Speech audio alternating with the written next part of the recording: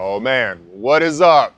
Welcome to another episode of Levels. So this is a new series that we're doing where we actually answer the questions from the week before. So last week on Friday, we put up a video, we answered questions from the week before, and then more questions came up. And then today's Thursday the 29th, and then tomorrow we're gonna actually post this on YouTube, answering some questions from last Friday. When you guys watch this video today, put more questions down, and then we will look at them and then answer them next Friday. So today is actually really cool because there's a lot of machinists, there's a lot of people that are getting into CNC machining. They want to grow their companies, or they've had a company and they want to get better work. They want to make more money. And to do that, they have to have a license to drive.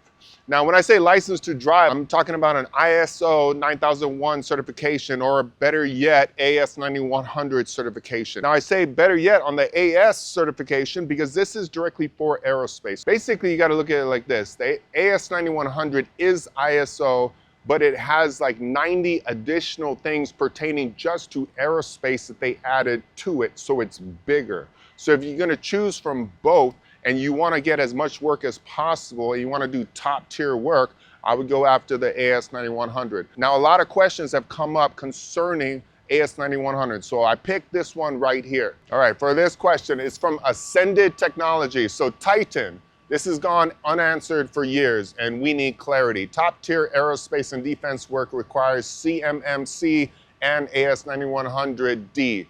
How did you get your start if you didn't actually have these standards in place? Growing a shop without these are extremely difficult. In your story about the titanium submarine parts, how did you secure the contracts on the business side beyond the machining itself? I'm referring to the documentation, the quality system, and the shop structure. All right, so when I started my company, and I got my first 4 machines, I was waiting for my first 4 machines. Since I had built and ran other companies, I actually was kind of on the inside of what was important to actually get the work. So after securing my building and painting my building and getting everything ready, as I was waiting for my machines to show up, I just set my mind to creating my quality manual.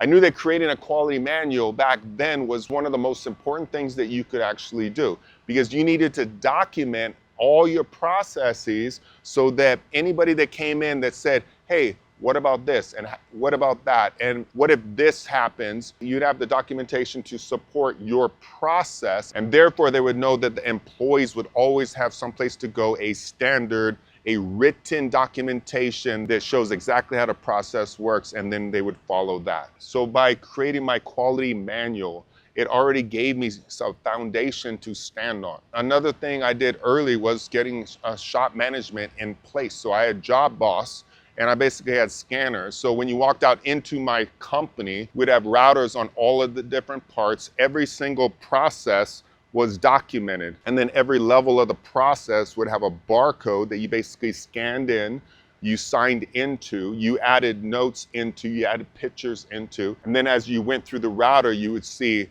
first operation, inspection, in-process inspection, second operation, setup, inspection, and you would just go on and on right through it. And then you would have the vendors locked in. So if it got anodized, if it had powder coat, whatever it was, you'd have that locked into the system. So strategically, when people walked out, I had my computer right there, right when you walked into the shop, and I had routers right there and on the wall, and I would show them how my documentation was. I would show them my quality manual. I would show them that I was working my way to getting my AS 9100, and then I'd sell the customer on my knowledge that I was compliant with the standard, with the certification. So when the certification called for supplier controls, I would actually show exactly how I audited. I'd have a procedure for auditing my suppliers. When it came to tracing my parts back to the source, I would show them how we got certifications for the material and how we attached it to that job so you could always trace it back. If the part got anodized, we'd have the certifications from the anodized locked to that part. Then we create our own number, like an AS Titan 1002, and that would be just for that one single job, and every document would have that exact number tying it to itself. We'd have a hard copy and a digital copy. And when the customers came in and saw how most shops are dirty and grungy, and we were just starting in business, but we were doing everything correct from the very start, and our procedures were on point. They had the confidence to actually partner with us so that we could take the journey together, vendor and customer. We would go after AS9100, which we ended up doing years later, and they would have a great vendor that made incredible parts, cared about quality, cared about everything that they cared about, understood that if we didn't actually fulfill our duties, we could actually hold up launch critical parts, and there was no way that we were gonna do that. And then over the weeks, months, and years, and job after job after job, you got the confidence that came in. But truth be told, a few years after getting in with SpaceX, they really started putting the pressure on me to get the AS9100 certification. Therefore, we went to a third party. They actually came in and they actually helped train my team, helped get our manuals and documentation set perfectly so that we could pass our certification. Now, when you look at that certification, it costs money, okay? That third party costs money. But when you look at the amount of work that you can get, I highly advise going after it. Be compliant at the beginning, do everything you can, train your people, document all processes, anything in the shop that takes place. You need a process, the documentation showing this is how it starts, this is how it ends. There's no way that you can fail if you actually follow these instructions right here. Everything is documented. Now, when it comes to AS9100, I could go on for hours. There is so much involved.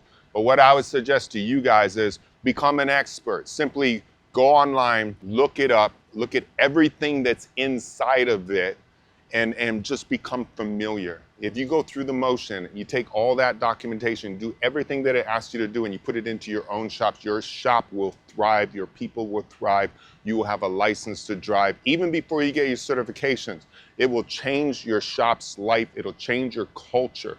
But it's up to the leader at the company to let people know that nothing happens unless you go by these standards and you follow this documentation. This is law, and if you don't follow it, you're not doing your job. So leaders out there, make sure your team adheres to all processes, all documentation, follows it, and understands that's the standard for the shop, period. Boom. All right, now next one is actually getting into machining, and this is cool because it takes a little bit of talent. But check this one out. This is a question from last week. This is from Barnett MFG. Okay, here's my question. Deburring. I'm drilling thousands of holes in 17/4 stainless. The part is 625 thousandths thick. It's a 9.5-inch diameter. And all of the holes, they're 4-inch diameter through to a 8-inch diameter mark. Now, I can't see the part. I'm just writing down what the question is. I need to deburr these parts. I'm thinking of drilling the holes, then flipping the part in its fixture and using a ceramic brush to deburr, polish these parts. Let's talk ceramic deburr brushes, deburring in the machine, and all the deburring methods. Now, ceramic is good for certain materials. And you see these ceramic balls that are kind of like on a flexible neck. And basically, as you spin it, it kind of like moves down. You can actually go inside of holes and you can actually deburr inside.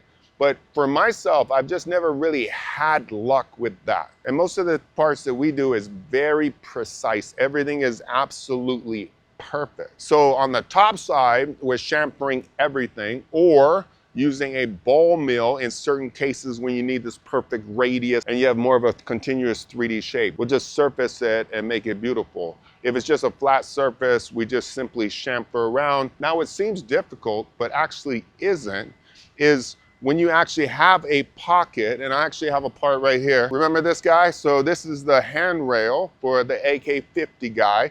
And this was a beautiful part. So we did a whole video on this. Now, when you look at all of these surfaces right here, of course, we're gonna chamfer on the outside, boom, boom, chamfer everything that we can see.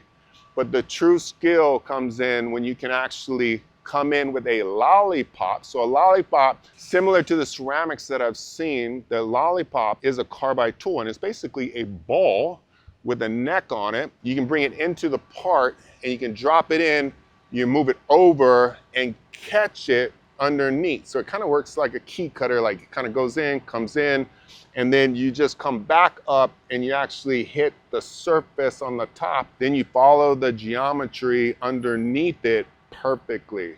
Now this part, we actually did it on a 5-axis. Even if you just have a 3-axis machine, you can look at anything, deburr the top, and then just use common sense to think, okay, what kind of tool can I actually get below this surface and then underneath the surface so I can come up and back chamfer it? A lot of times I'll come in with a dovetail tool. So a dovetail tool comes out, I'll look for the right size with the right radius. Of course, the radius gets smaller as it gets up, so I might use the top part of the tool. I'll drop inside, come over, come up, and just follow that geometry right around to chamfer inside the part. If I don't do that, you're gonna have somebody with a burr whip trying to do it perfectly, and that just takes time and it doesn't come out as good.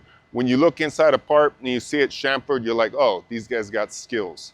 Now, when looking at those types of tools, there's a lot of different types of tools out there. If you're just doing simple holes, like a ton of small holes, have you guys actually seen the burr away cogs drill? It sounds like drill, but it's drill. That tool is actually really cool because what you have is, it's got a blade that's out, so the tool will be a little bit smaller than the hole. It'll go into the hole, the blade goes inside. When it goes through the hole and passes the material, it opens up. And then you simply come back on it, boom, as it spins, and it deburrs inside the hole.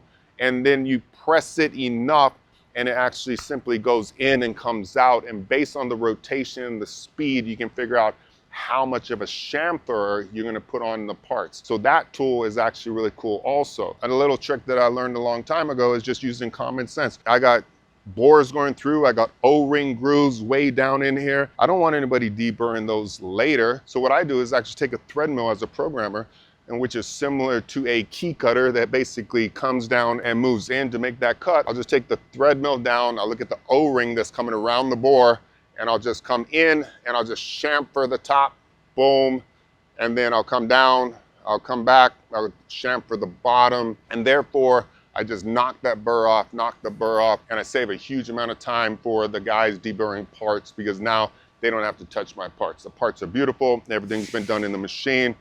Boom, and that's what we want to do. We want to make sure that we machine and deburr everything possible in the machines, whether it be a 3-axis or a 5-axis. When you get to 5-axis, when you get the full simultaneous, there's pretty much nothing you can't deburr inside the machine. Just figure it out. If you have to order custom tools, that tool might be expensive, but the amount of time it saves you is incredible, and the tool will last forever because you're just chamfering the ID of some parts, which is brilliant. All right, I hope you guys liked that episode. Again, put your comments down below. Ask me questions. If I don't know them, I'll find the answer, but I've been in this trade. I've done a lot in this trade, and I just want to have conversations. And by you asking the questions and me answering the questions, then we're both going to put our attention to it. And as weeks go by, we're just gonna take in all of this vast knowledge, which in partnership takes you, me, all of us to greater levels, baby. And I tell you, this trade is about levels. So love you guys. Boom, until next Friday, baby. See you later.